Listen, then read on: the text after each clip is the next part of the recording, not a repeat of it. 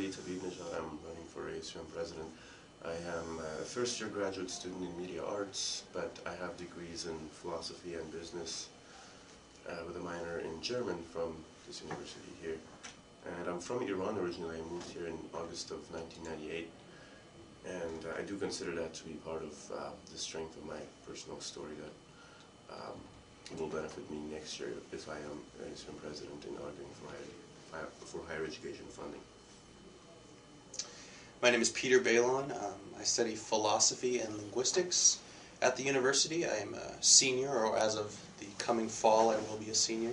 I'm running for ASUM vice president, and I've lived in Missoula in particular for about 4 years, and Montana for, I guess, about 13 years now. Okay. Who do you model your leadership style after? And tell us why. Whoa. Well, I don't think there's anyone in particular that has sort of shaped my leadership style over the years. There's been, of course, figures that have influenced me more than others, and I would probably put my professor Albert Borgman on top of the list. In one interview, he was asked what things would you like to, what would you like to teach your students, or some such thing. Actually, I don't remember the question now. And his answer was, if I could do 3 things, it would be a sense of generosity, a sense of humor, and finally intelligence, in that order, in others. And that, I think, sort of stayed with me for forever, and it's still with me. But beside that, as far as politicians go right now, I'm most inspired by Senator Obama.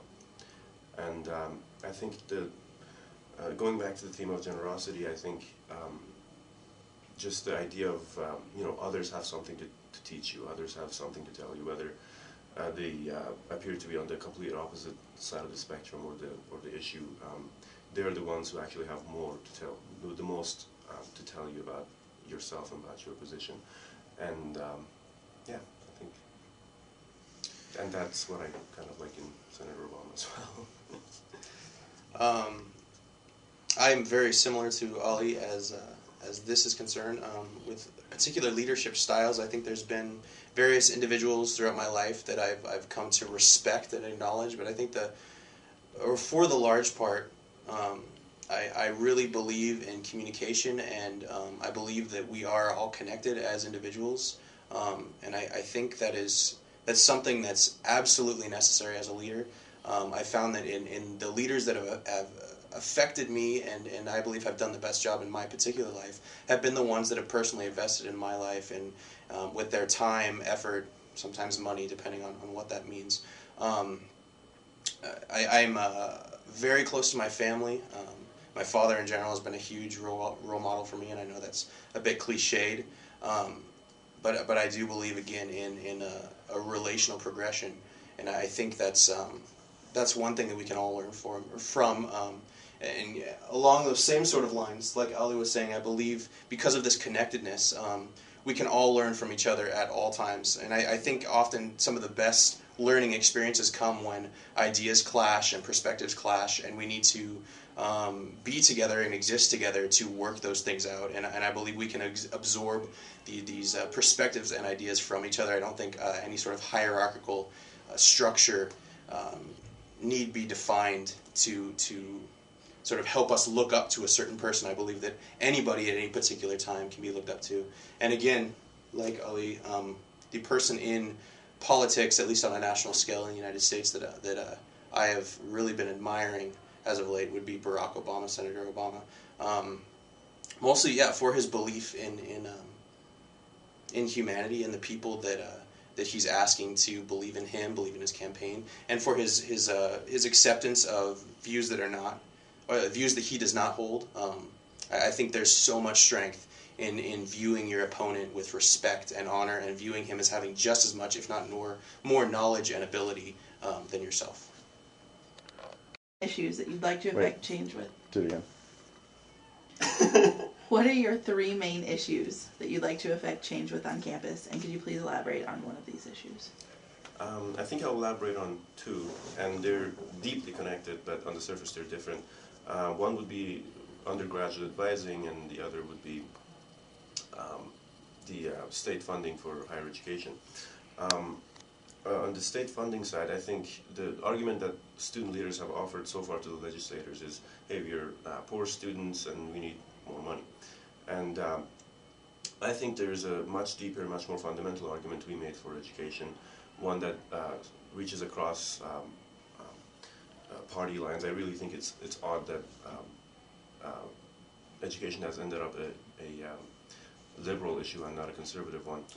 And I do think that my background as a philosophy student and having studied philosophy of culture and such, along with my personal story as a American or as an immigrant in the States, will sort of force me to have a more fundamental argument for education that goes beyond, hey, we're poor, we need more money.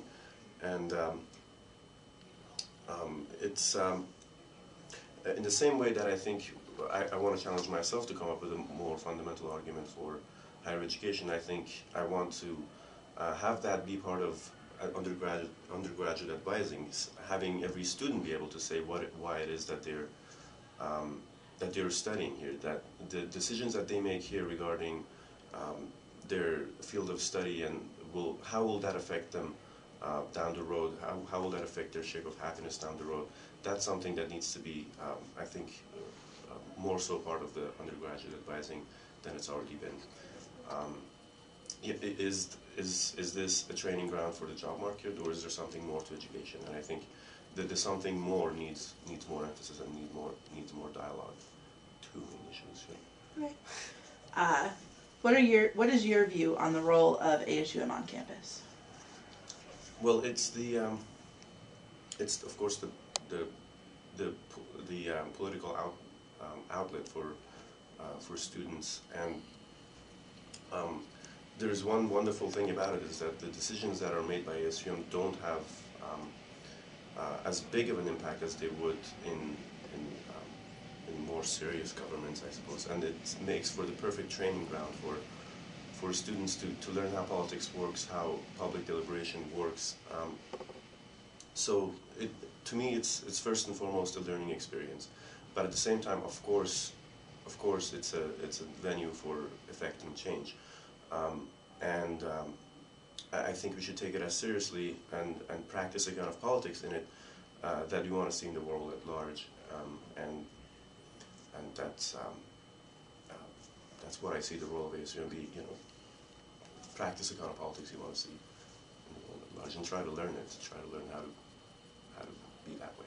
Yeah, I think in allowing students the venue and the forum to express their views on relations on specifically politics as is related to the campus, but as well to allow them a venue to affect change with those views. I think it's important, exactly like Ali is saying, to see it as a learning opportunity, but to see that learning opportunity not solely as a learning opportunity, but also an avenue to affect change on campus, because essentially we make up this campus, and we have the best opportunity or the most available, I guess, opportunity to see what could be bettered, what could be worked on. Yeah. Okay, last question. If you could have any superpower, what would it be?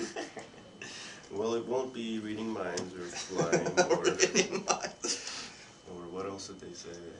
I don't know. I think I actually thought about that question and I came up with a really sweet answer, but I totally forgot. Oh, being able to play any instrument. Oh.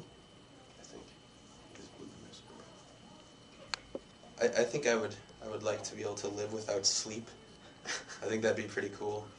Just I think not that, I mean, don't get me wrong, I love sleep, and I think maybe I love it a little bit too much.